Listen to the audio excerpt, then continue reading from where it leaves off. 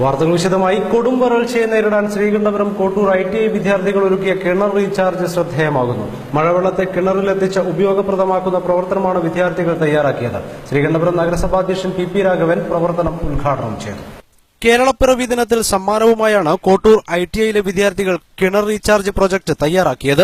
മഴവെള്ളത്തെ ശേഖരിക്കാൻ തയ്യാറാക്കിയ സംഭരണികളിലെ ജലം കുടിവെള്ളത്തിന് ഉപയോഗിക്കാൻ പറ്റാത്ത സാഹചര്യത്തിലാണ് മഴവെള്ളത്തെ കുടിവെള്ളമാക്കാൻ പുതിയ പദ്ധതിക്ക് ITI വിദ്യാർത്ഥികൾ രൂപം നൽകിയത്. ചുരുങ്ങിയ ചെലവിൽ നിർമ്മിക്കുന്ന ടാങ്ക് വഴി മഴവെള്ളം ശേഖരിച്ച് ജില്ലിപ്പൊടി, പൂഴി, ചിരട്ടക്കരി, പൊട്ടിച്ച് കഷ്ണങ്ങളാക്കിയ ഇഷ്ടികയും ഓടും വഴി മഴവെള്ളത്തെ അരിച്ചെടുത്ത് പൈപ്പ് വഴി നേരിട്ട് കിണറിലേക്ക് ഇറക്കിയാണ് മഴവെള്ളത്തെ കുടിവെള്ളമാക്കി മാറ്റുന്നത്. ധാതുക്കളില്ലാത്ത മഴവെള്ളം കിണറിലെത്തുമ്പോൾ ധാതുജലമായി മാറുന്നതോടെ ശുദ്ധമായ കുടിവെള്ളമായി മാറും. ഇത്തവണ മഴ കുറവായതിനാൽ കൊടും വരൾച്ചയെ നേരിടാൻ പോകുന്ന സാഹചര്യത്തിലാണ് ITI വിദ്യാർത്ഥികൾ കിണർ റീചാർജ് പ്രവർത്തനം കണ്ടെത്തിയത്.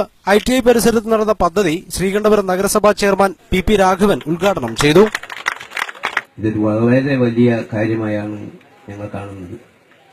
കഴിഞ്ഞ വർഷം ഞങ്ങൾ അധികാരമേറ്റെടുത്ത ഉടനെ തന്നെ ഞങ്ങൾക്ക് നേരിടേണ്ടി വന്ന പ്രശ്നം കുടിവെള്ളക്ഷാമമായിരുന്നു.